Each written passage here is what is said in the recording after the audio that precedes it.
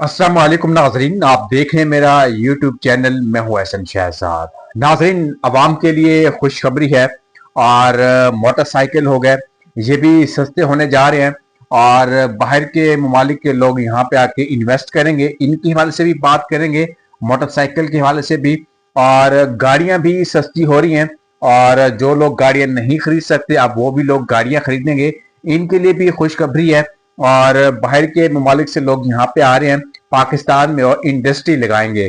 और एक बड़ा ऐलान भी हो चुका है सिर्फ और सिर्फ आवाम के लिए। जैसे कि पहले चाइना यहाँ पे आया और मोटरसाइकिलें आई और उसके बाद मोटरसाइकिलें सस्ती हो गई, अब गाड़ियां भी ऐसे ही सस्ती हो जाएंगी और हर आदमी गाड़ी खरीद सकेगा। तो इसके हवाले से भी बात करेंगे नाजरीन। और बात करेंगे आसिफ अली जरदारी के हवाले से कि बलूचिस्तान में गए और उनके साथ वहां पे क्या हुआ, किसके साथ मीटिंग की, किसके साथ मीटिंग नहीं की और कौन शरीक हुआ मीटिंग में, कौन शरीक नहीं हुआ, इसके हवाले से भी बात करेंगे। और 48 घंटे बहुत अहम हो चुके हैं और हो सकता है कि आने वाले वक्त में पेट्रोल की कीमत में इजाफा हो जाए। उसकी वजह क्या है? उसकी वजह सिर्फ और सिर्फ ये है कि जंग है और अब तो ईरान ने भी धमकी लगा दी है और उसके बाद अमेरिका की तरफ से भी धमकी आ चुकी है और ईरान ने ये कहा कि जी अब वो हम करेंगे जो किसी ने नहीं किया होगा आज तक और मिसाइल मारेंगे। इसके हवाले से भी बात करेंगे। तो नाज़रीन, सबसे पहले बात करते हैं आसिफ अली जरदारी के हवाले से।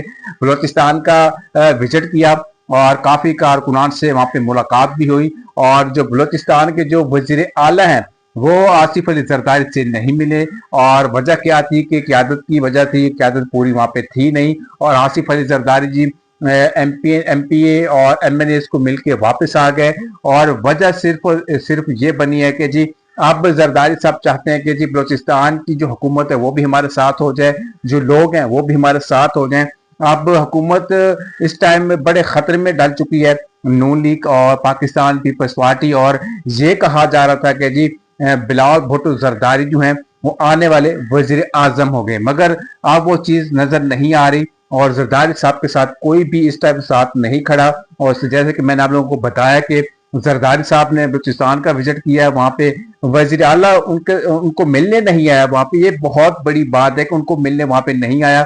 उसके बाद जितने भी छोटे मोटे एमपीए एमएनएज वगैरह कारकुनान थे वो जरदारी साहब से उन्होंने मुलाकात की, सारी चीजें डिस्कस की। उसके बाद जरदारी साहब जो हैं वापस आ चुके हैं। जरदारी साहब का मकसद क्या था वहां पे जाने का? सिर्फ और सिर्फ ये मकसद था कि वजीर आला से मुलाकात हो जाएगी, सरफराज भुट्टो साहब से, उसके उसके साथ और भी जो कारकुनान होंगे उनके साथ भी मुलाकात हो जाएगी, मगर वो मुलाकात नहीं हो सकी। और अब ख्वाब जो देखा जा रहा था कि जी जरदार सॉरी बिलावल भुट्टो जरदारी जो है आने वाले वक्त में वजीर आजम होंगे और सरफराज भुट्टो भी इनके साथ होंगे, बलूचिस्तान हुकूमत भी इनके साथ होंगी, लोग भी इनके साथ होंगे। जिस मकसद के लिए जरदारी साहब वहां पे गए थे वो मकसद पूरा नहीं हुआ। उसके बाद चौधरी परवेज इलाही की भी खबरें आ रही थी कि पाकिस्तान पीपल्स पार्टी में चले गए हैं और चौधरी साहब ने एक बड़ा बयान भी जारी कर दिया है और उन्होंने कहा है कि जी मैं कभी भी पाकिस्तान पीपल्स पार्टी में नहीं जाऊंगा, मेरा मरना जीना और साबिक वज़ीर आज़म इमरान खान साहब के साथ है,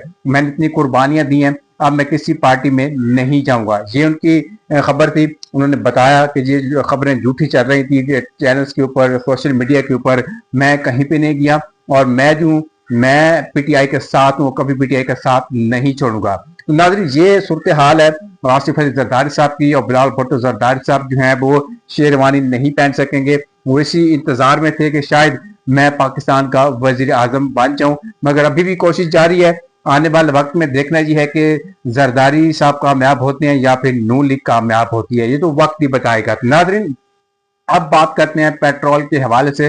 पेट्रोल और मजीद महंगा होगा और उसकी वजह क्या है कि ईरान ने बड़े मिसाइल मारे हैं मुत्तहिदा अरब अमारात के ऊपर और बहुत बड़ा नुकसान हुआ है वहां पे।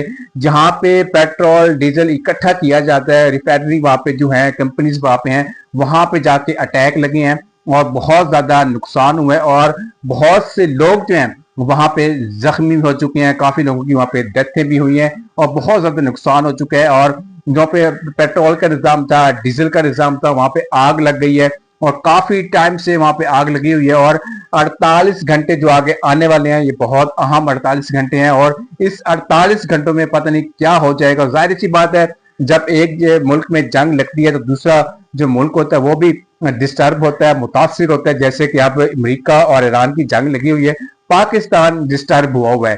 तो अब ईरान ने इफ्तिताह कर दिया है और मिसाइल मारे हैं। अब देखना ये है कि यूएई जो है वो आगे से क्या रिस्पॉन्स करते हैं उनका, क्योंकि बहुत ज्यादा नुकसान हो चुका है। और उसके बाद नाकाबंदी भी की गई है समुद्री रास्तों के ऊपर, और अमेरिका की जानिब से धमकी लगा दी गई है कि जी अब हम जो हैं इनके साथ हैं और ईरान को हम तबाह कर देंगे।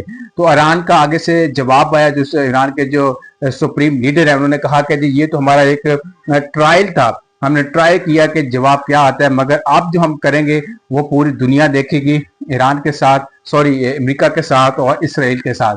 क्योंकि इसराइल और यूएई सब लोग इकट्ठे ही हैं, अमेरिका इकट्ठे ही है, सारा लोग इकट्ठे हैं, अब सब लोग साथ मिल चुके हैं और ईरान को कह रहे हैं कि जी अब आपकी खैर नहीं है, जो आपने पाबंदियां लगानी थी वो लगा चुके हैं, आपको ऑफर करवाई, आपने ऑफर भी नहीं मानी, मगर हम जो अब करेंगे वो पूरी दुनिया देखेगी। और ट्रंप जो है वो कहते हैं कि जी मैं जंग जीत चुका हूं, उसके बाद जंग का जितना भी क्रेडिट है वो ट्रंप को जाता है, मगर ऐसी बात नहीं है। ट्रंप जो है इस टाइम वो पीछे हट चुके हैं, बल्कि उसने कितनी बार कहा है कि जी मेरी बात आप मान जाओ और मैं पीछे हटना चाहता हूँ, जंग का फायदा नहीं है, जंग लगती है तो काफी ममालिक जो है मुतासिर होते हैं, तेल की डिस्टर्बिंग होती है और भी बहुत कुछ नुकसान होता है। जैसे कि मैंने बताया कि जो 3 मिसाइल जो ईरान ने मुत्तहिदा अरब अमारात के ऊपर अटैक किए हैं और बहुत बड़ा नुकसान हुआ, तेल का नुकसान हुआ, उसके असरात जो है वो पाकिस्तान में होंगे। जाहिर सी बात, जब पाकिस्तान में उसके असरात होंगे, पहले भी असरात हैं, और पेट्रोल और डीजल की कीमतों में इजाफा होगा, महंगाई का और एक तूफान आएगा। उस तूफान को देखने को कैसे हमारी हुकूमत जो है वो उस तूफान को रोकती है, ये तो वक्त बताएगा। तो नाज़रीन, अब बात करते हैं पाकिस्तान के हवाले से। जो गाड़ियां सस्ती हो रही हैं और मोटरसाइकिलें जो हैं वो सस्ती हो रही हैं। पहले मोटरसाइकिलें थी बहुत महंगी थी, 125 बहुत महंगा था, उसके बाद 70 बहुत महंगी थी, यामा मोटरसाइकिल था वो बहुत महंगा था और लोग खरीद नहीं सकते थे। उसके बाद चाइना आया, चाइना ने अपना कमाल दिखाया, इंडस्ट्री लगाई और मोटरसाइकिल मिल गया। 50,000 का मोटरसाइकिल आ जाता है, 30,000 का मोटरसाइकिल आ गया उस टाइम, और बहुत सस्ता मोटरसाइकिल मिला और हर बंदे ने वो मोटरसाइकिल खरीदा। चाइना वाले मोटरसाइकिल चल रहे हैं। अब इसी तरह गाड़ियां भी आ रही हैं और इलेक्ट्रिक गाड़ियां होगी, और वज़ीर आज़म ने पहले भी इसके ऊपर बातचीत की थी। उन्होंने कहा था कि अवाम के लिए खुशखबरी होगी और अवाम की खातिर ये इंडस्ट्री हम लगाएंगे ताकि अवाम ये गाड़ी से फ़ायदा उठा सके, मोटरसाइकिल ले सके। इलेक्ट्रिक मोटरसाइकिल, इलेक्ट्रिक गाड़ी जब पाकिस्तान में आएगी इसकी बचत भी होगी, पेट्रोल की भी बचत होगी, उसके बाद धुआं भी नहीं होगा, पॉल्यूशन भी खत्म हो जाएगी, सारा निज़ाम एक साफ सुथरा निज़ाम हो जाएगा। आप देखना ये है कि ये जब इंडस्ट्री पाकिस्तान में लगेगी इसका रिजल्ट क्या आता है, क्योंकि पाकिस्तान में इस टाइम हालात खराब हैं। क्या इंडस्ट्रियल जो हैं बिजनेसमैन जो है क्या यहाँ पे आके अपनी इंडस्ट्री लगाएंगे, नहीं लगाएंगे, क्या वो हालात देखेंगे? क्योंकि हालात इसमें बहुत खराब हो चुके हैं। पेट्रोल का बहरान है, बिजली का बहरान है, उसके बाद गैस का बहरान है, और भी काफी चीजें ऐसी हैं जो पाकिस्तान में इस टाइम डिस्टर्बिंग का शिकार है।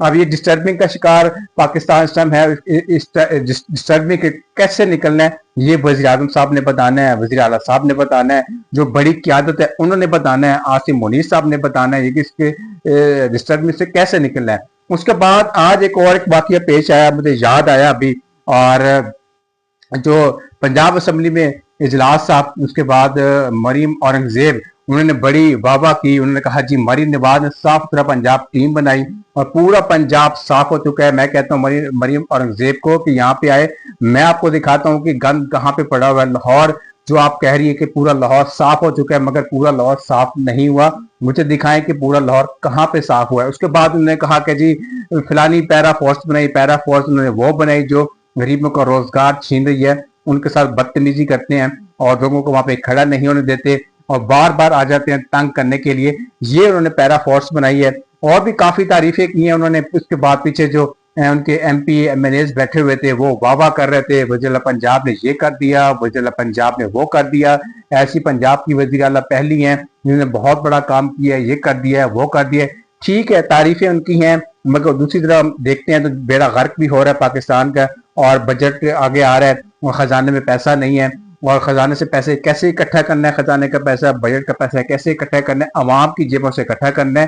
तो अवाम की जेबों से क्यों इकट्ठा करना है? जब आप लोग इतना प्रोटोकॉल लेंगे, बड़ी बड़ी गाड़ियां लेंगे, सारी चीजें लेंगे, तो फिर ऐसा ही हाल होना है। तो आज वज़ीर पंजाब एक जगह के ऊपर पहुंची हुई थी, लाहौर के इलाके पे निकली हुई थी विजिट के ऊपर सिक्योरिटी के साथ, और एक चने वाले के पास जाती है तो कहती है कि जी मेरे अब्बू नवाज शरीफ साहब भी यहाँ पे आते हैं और चने खाते हैं, और आपके चने बहुत मशहूर हैं, आपकी रेडी बहुत अच्छी है, आप काम बहुत अच्छा करते हैं, आपके हाथ में टेस्ट है, ये है वो, उनकी तारीफें की हैं। उसके बाद वहां से चली गई है।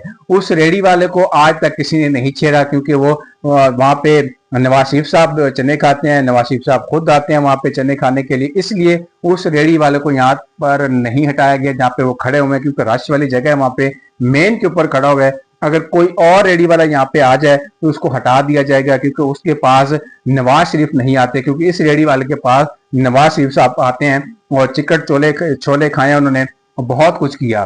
नाज़रीन, ये आज की अपडेट थी गाड़ियों के हवाले से, मोटरसाइकिलों के हवाले से, पेट्रोल के हवाले से और आसिफ अली जरदारी के हवाले से मैंने आप लोगों से शेयर की है कि चीजें सस्ती होने जा रही हैं, पेट्रोल महंगा होने जा रहा है, और जरदारी के जो बेटे हैं बिलावल भुट्टो जरदारी, वो अभी तक वजीर आजम नहीं बने, मगर वो ख्वाब देख रहे हैं, और वज़ीर आला से मुलाकात भी नहीं हो सकी जब बलूचिस्तान गए हैं कि बड़ी बड़ी मीटिंग करनी थी, उनका भी अभी तक कोई अता पता नहीं, क्या दोबारा मुलाकात करते हैं या नहीं करते, जो टाइम भी बताएगा। तो नाज़रीन, इसी के साथ मुझे जी इजाजत, अल्लाह हाफिज।